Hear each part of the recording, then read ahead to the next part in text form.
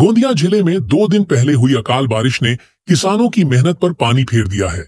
कटाई के लिए तैयार खड़ी धान की फसल को भारी नुकसान हुआ है। इस स्थिति का जायजा लेने आज जिले के पालक मंत्री इंद्रनील नाइक गोंदिया पहुंचे, जहां उन्होंने खेतों में जाकर नुकसान का निरीक्षण किया और कृषि विभाग को तुरंत पंचनामा करने के निर्देश दिए। पालक मंत्री नाइक ने भरोसा दिलाया कि किसानों को जल्द से जल्द मुआवजा दिलाया जाएगा। निरीक्षण के दौरान पूर्व मंत्री और विधायक राजकुमार बड़ोले, विनोद अग्रवाल, संजय पुराम, पूर्व विधायक तथा राष्ट्रवादी कांग्रेस पार्टी अजित पवार गुट के वरिष्ठ नेता राजेंद्र जैन समेत अधिकारी और कर्मचारी मौजूद थे। गोंदिया जिले में इस साल लगभग 1,75,000 हेक्टेयर जमीन पर धान की बुवाई की गई थी। दिवाली से पहले अधिकांश किसानों ने धान की कटाई शुरू कर दी थी, लेकिन अचानक हुई बारिश से फसल पूरी तरह बर्बाद हो गई। पहले से आर्थिक संकट से जूझ रहे किसानों के लिए यह बारिश किसी और मुसीबत से कम नहीं साबित हुई है। कई इलाकों में किसानों की मेहनत पर पानी फिर गया है और खेतों में धान का दाना सड़ने लगा है। सर, काय सांगाल? नुकसानग्रस्त धानाची आपण पाहणी करता, कुठल्या तालुक्यामध्ये आपण केलं, काय सांगाल?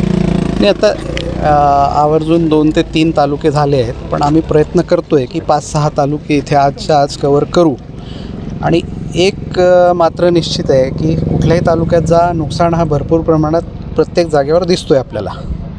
आता नुकसान कमी जास्त किंवा काय समस्या आहेत ते कास्तकारांना भेटून तेही ऐकून घेतलं मी, कारण की शासन स्तरावर वरतून कसं सोडवण्यात येतील त्याचा आम्ही तिथे पाठपुरावा करू आणि हे सर्व दौरा झाल्यानंतर शासन स्तरावर काय रिपोर्टिंग करायचं ते आम्ही रिपोर्ट करू तिथे।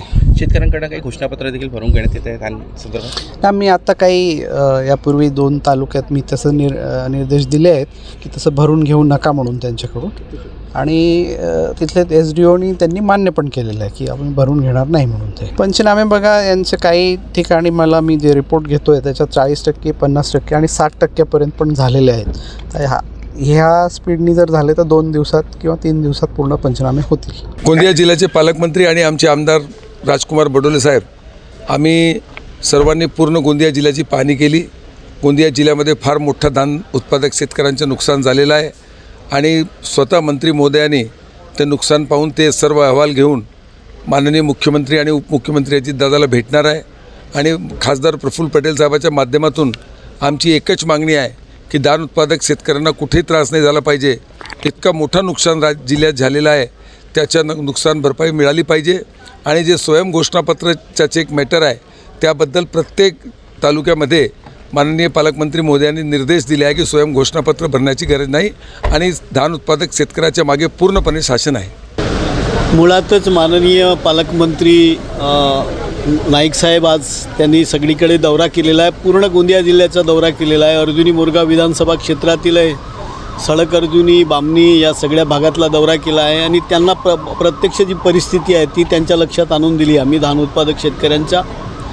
कारण धानाचा प्रचंड मोठा नुकसान झालेला आहे आणि साधारणतः दर हेक्टरी जी सरकार आजच्या घडीला 8,500 रुपये देते त्याच्यामध्ये सर्व शेतकऱ्याचं भागणार नाही आहे। किमान 30,000 रुपये प्रति हेक्टर तरी सरकारनं दिलं पाहिजे आणि जास्तीत जास्त जर 50% जर धान उत्पादक शेतकऱ्यांचं नुकसान होते असं जर दाखवत असतील, कारण 33%ची मर्यादा आहे, 33%च्या वर जर झालं तर सरसकटच दाखवलं जाते, परंतु बाकीचा जो धान आहे तो पण खरेदी केला पाहिजे, हा मूळ विषय आहे।